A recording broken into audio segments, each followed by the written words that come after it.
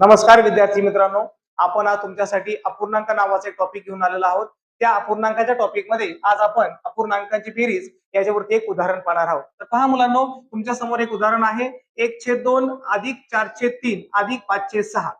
तर सर्वप्रथम अगोदर त्यांचा पाया पहा. पाया म्हणजे छेदस्थांची संख्या.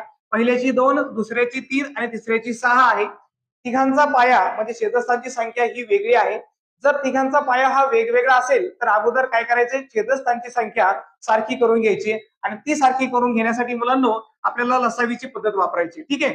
तर मग काय करायचं, त्यामध्ये अगोदर जी सर्वात मोठी संख्या आहे त्या सर्वात मोठ्या संख्येचा पाडा आपल्याला म्हणायचंय 6 × 1 = 6, 3 × 2 = 6 आणि बेत्रिक 6. म्हणजे बाकीच्या ज्या संख्या आहेत त्यांच्या पाड्यामध्ये जर सुद्धा ती जर संख्या आपल्याला मिळाली तर त्या तिन्ही संख्यांचा लसावी आपल्याला ती संख्या मिळत असते.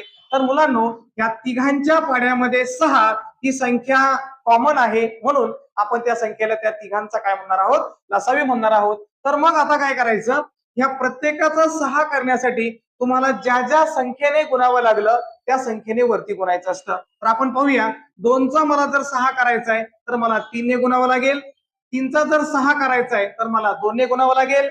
6चा 6 करण्यासाठी आपल्याला 1 ने गुणावं लागतं, पण त्या ठिकाणी 1 नाही घेतला तरी चालेल, पण आपण घेऊया 1 घेतलाय.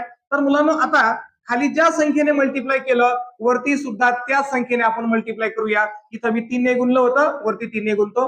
इथे मी 2 ने मल्टिप्लाय केलं होतं, वरती पण 2 ने मल्टिप्लाय करा.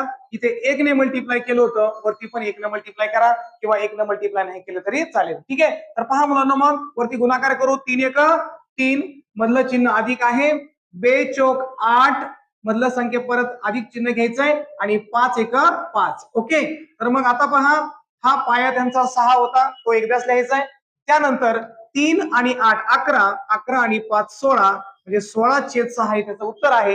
आणि 16/6 या दोन्ही पण समसंख्या आहेत, म्हणजे परत त्याला 2 ने भाग जाईल. बेत्रिक 6 आणि 2×8 = 16, म्हणजे याचं फायनल उत्तर आपल्याला मिळालं 8/3. तर ह्या अपूर्णांकाची बेरीज किती आलेली आहे, 8/3 आलेली आहे. ओके.